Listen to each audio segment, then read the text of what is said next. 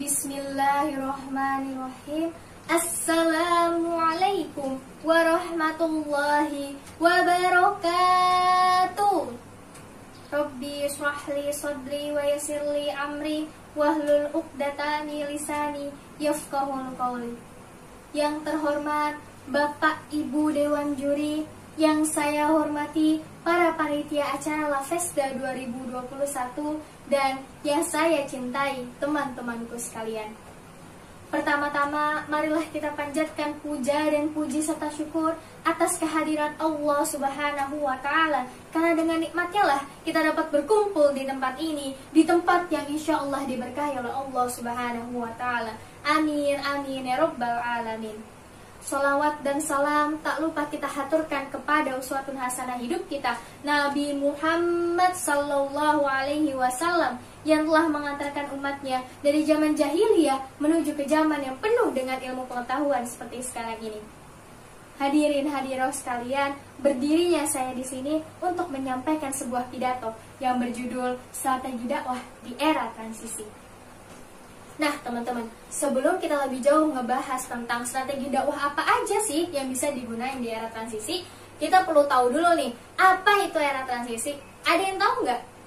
Ya, jadi era transisi atau transisi sendiri berdasarkan Kamus Bahasa Indonesia diartikan sebagai peralihan keadaan. Nah, keadaan ini bisa meliputi banyak sekali hal. Contohnya, peralihan dari generasi Y ke generasi Z, atau dari generasi Z ke generasi A. Nah, teman-teman tahu nggak sih, kalau peralihan keadaan ini nggak cuma terjadi 1-2 kali aja, tapi bakal terus terjadi selama masih ada kehidupan di muka bumi.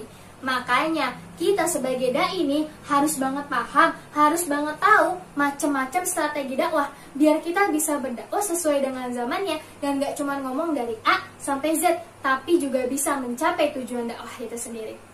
Ada 3 strategi dakwah yang bisa kita gunain di era transisi nih teman-teman. Yang pertama yaitu strategi dakwah bil lisan. Nah, dari namanya aja kita udah pasti paham nih kalau strategi ini menggunakan lisan atau komunikasi secara langsung dengan mad'u atau objek kita.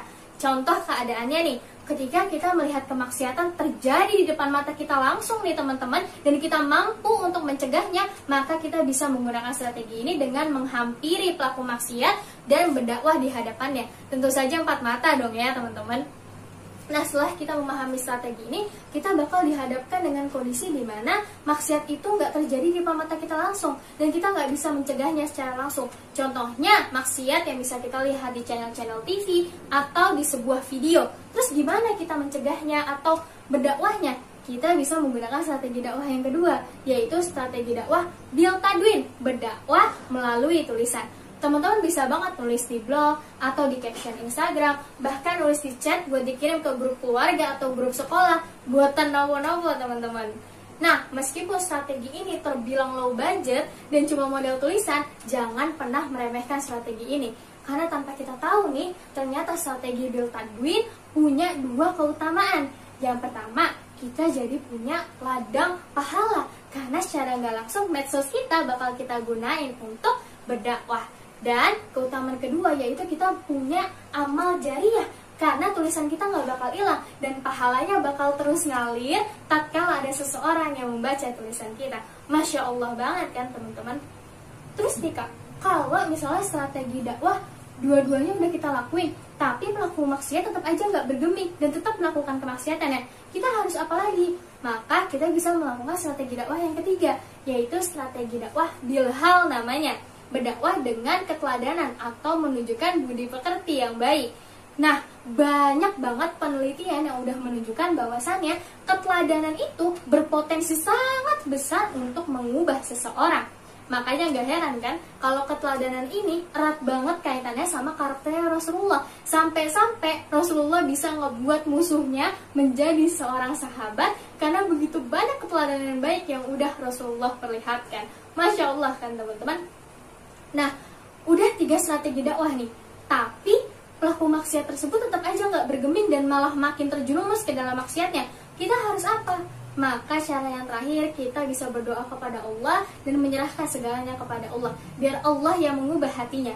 Karena kita hanya bertugas untuk mengingatkan, mengajak kepada kebaikan, dan mencegah dari yang mungkar, teman-teman. Sedangkan mengubah seseorang itu sudah urusannya Allah, dan kita tidak bisa mengubah seseorang kecuali dengan kemauannya sendiri. Jadi kesimpulannya teman-teman, strategi dakwah di era transisi ini ada 3. Yang pertama, strategi dakwah bil lisan, bil hal, dan bil tadwin. Dan yang terakhir yaitu dengan mendoakan pelaku maksiat tersebut. Dan dalam suatu hadis dikatakan, jika kita hanya mampu untuk mendoakan pelaku maksiat tersebut tanpa bisa mencegah kemaksiatan yang terjadi, adalah selemah-lemahnya iman kita sebagai seorang muslim.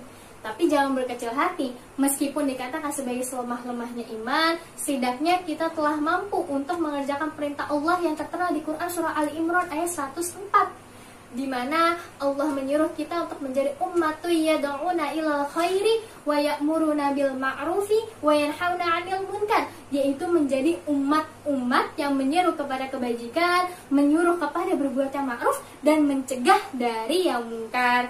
Semoga Allah mudahkan kita untuk senantiasa berdakwah ya teman-teman. Demikianlah yang bisa saya sampaikan. Kurang lebihnya mohon maaf. Sesungguhnya kesempurnaan hanyalah milik Allah dan kekurangan milik saya pribadi. Akhir kata, izinkan saya untuk berpantun. Rasa setia tak kasat mata, bagai biji selasi di atas pohon kelapa. Saya manusia bernama Iska Mareta, mengucapkan terima kasih dan sampai jumpa. Wabillahi taufik wal hidayah. Wassalamualaikum warahmatullahi wabarakatuh.